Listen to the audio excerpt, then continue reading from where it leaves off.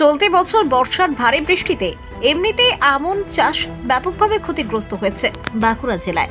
আলুসহ রবি ফসল চাষে সেই ক্ষতি পুষিয়ে নেওয়ার পরিকল্পনা করছিলেন জেলার অনেক চাষি, কিন্তু রবি মরশুমের শুরুতেই বড় ধাক্কা। বাঁকুড়া জেলায় আমন ধান কাটার পর ইতিমধ্যে কিছু জমিতে আলুসহ অন্যান্য রবি ফসল বুনে ফেলেছেন চাষিরা।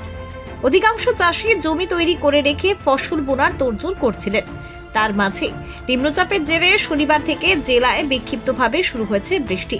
চাষিদের দাবি, যে সমস্ত জমিতে ফসল বোনা হয়ে গেছে সেই জমির বীজ এই বৃষ্টিতে নষ্ট হওয়ার যেমন আশঙ্কা রয়েছে, তেমনি যে জমিগুলি ফসল বোনার জন্য তৈরি করা হয়েছিল সেখানেও বীজ বপনের সময় পিছিয়ে যাবে, ফলে কিছুটা হলেও ধাক্কা খাবে উৎপাদন। গত বছর রবি মরশুমের শুরুতে নিম্নচাপের বৃষ্টিতে জমিতে বোনা আলু বীজ পুরোপুরি নষ্ট হয়ে যাওয়ার বহু ক্ষেত্রে দ্বিতীয়বার জমিতে আলু বীজ বপন করতে হয়েছিল। এবারও মরশুমের শুরুতে নিম্নচাপের বৃষ্টি শুরু হওয়ায় স্বাভাবিকভাবেই সিঁদুরে মেঘ দেখতে শুরু করেছেন জেলার চাষিরা।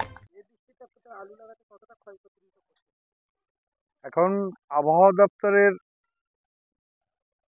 পূর্বাভাস অনুযায়ী যে বঙ্গোপসাগরে যে নিম্নচাপটা তৈরি হয়েছে এবং সেটা পশ্চিমবঙ্গের উপর দিয়েও বইছে কিছুটা, এবং যেটা ডিক্লেয়ার আছে যে 14টা জেলায় ভারী বর্ষণ হবে, তার প্রভাব গতকাল থেকেই পড়তে আরম্ভ করেছে।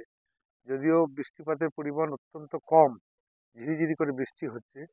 আলু চাষিরা খুব একটা বেশি এখনো লাগায়নি, হয়তো 10 to 20% চাষি তারা আলুটা লাগিয়েছে। বাকি সবাই কেউ ক্ষেত্র প্রস্তুত করে রেখেছে, কি করব বলে তারা চিন্তা ভাবনা করছে। এই পরিস্থিতিতে বৃষ্টি যদি আর না হয় তাহলে এমন কিছু একটা অসুবিধা হবে না, চাষটা একটু ডিলে হবে। তবে এরপরেও যদি ভারী বর্ষণ হয় তাহলে কিন্তু চাষ অনেক পিছিয়ে যাবে এবং যারা লাগিয়েছে অলরেডি তারা অনেক ক্ষতিগ্রস্ত হবে। আপনার কতটা আলু আছে? আমি মোটামুটি 3.5 বিঘা 4 বিঘার মতো আলু চাষ করি। এই সপ্তাহে কি লাগানো হয়ে গেছে? না না না, এখন লাগানো হয়নি, জমিটা প্রস্তুত করা হয়েছে, কিন্তু এই নিম্নচাপের এইটার জন্য কিছুটা থেমে আছে আর কি। আগামীকাল লাগাবার পরিকল্পনা আছে। ওয়েদার কেমন আগামীকাল থাকে সেই অনুযায়ী চিন্তা ভাবনাটা নেওয়া হবে আর কি।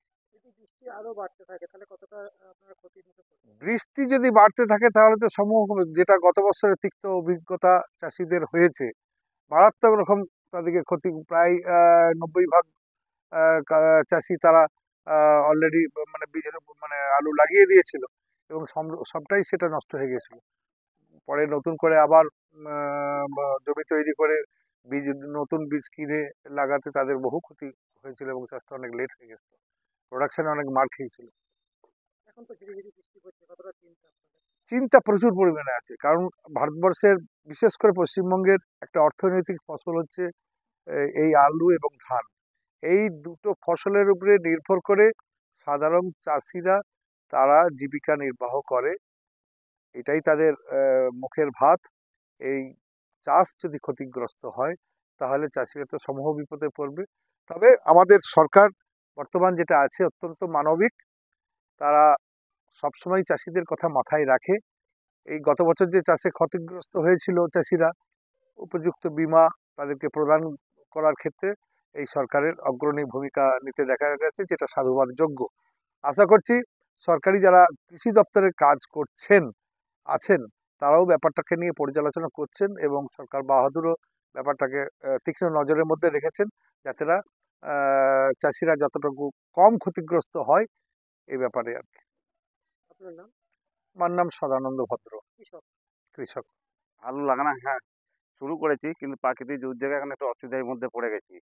কখন জল নামছে, বৃষ্টি পড়ছে, কখনো ইয়ে করছে, আলু লাগানো চলছে, আলু বীজ কাটা পড়ে আছে, আর পাচ্ছি না। আবার যদি হচ্ছে ভারী বৃষ্টি হয় তাহলেও আমাদের ভয়ানক অসুবিধায় পড়বো, বীজ ফিজ নষ্ট হয়ে যাবে। সেই জন্য এখন আর বছর তো গত বছরে যে প্রাকৃতিক দুর্যোগে যে নষ্ট হয়েছে তার জন্য বহু ক্ষয়ক্ষতি হয়েছে। এই সকাল থেকে তো ধীরে ধীরে বৃষ্টি। সকালে ঝিঝিরি বৃষ্টি পড়ছে, আবার কালকে হয়তো বাড়লে হয়তো আরো ভয়ানক ইয়েতে পুরো অসুবিধায় পড়ে যেতে পারবো। এখন চাল লাগানোর কিসের কাজ চলছে এখন? এখন আলু লাগানোই চলছে। চলছে। আর ঝিরঝির বৃষ্টি পড়ছে, একটু অসুবিধা পড়ছে, লোক আসতে চায় না, কাজে লাগতে চায় না। ও নিজেরাই টুকটাক করে লাগাচ্ছি অল্প স্বল্প করে। এই ধীরে ধীরে বৃষ্টি, কত আতঙ্কের মধ্যে আছে হ্যাঁ, কৃষকরা। আতঙ্কের মধ্যে আমরা রয়েছি। কতটা আতঙ্কের মধ্যে আছেন আপনারা? আর বহু আতঙ্কের মধ্যে আছে। আর বছর একটা ভয়ানক প্রাকৃতিক দুর্যোগে হয়েছে, সেই হিসাবে অনেকটা ভয়ানক ইয়ের মধ্যেই আছি। এখন কি আলু লাগাচ্ছেন? এখন লাগাচ্ছিলাম, এই তো জল পড়ে যাবে, পালাচ্ছি, বাড়ি পালাবো। যদি এর থেকে যদি বৃষ্টি আরো বাড়তে থাকে তাহলে কি আপনার আলুর কতটা ক্ষয়ক্ষতি হবে? আলু ক্ষয়ক্ষতি প্রচণ্ড হবে, কেন বীজ কাটা পড়ে আছে, সেই বীজ হয়ে যাবে। জমিতে মাল ছোলা আছে, মালখানা হয়ে আছে, সেই জমিও ক্ষয়ক্ষতি হবে। বীজটা তো কাটা হচ্ছে। হ্যাঁ, বীজ কাটা হয়ে রয়েছে। একদিকে বীজ কাটা হচ্ছে, এই বীজ কাটা হয়ে ঘরে রয়েছে, খান পাঁচেক রয়ে আছে। আর আজকে অল্প লাগাতে এসেছিলাম, এসে ঝিরঝির বৃষ্টি পড়ছে, এবার পালাবো, বাড়ি পালাবো, শীত করছে।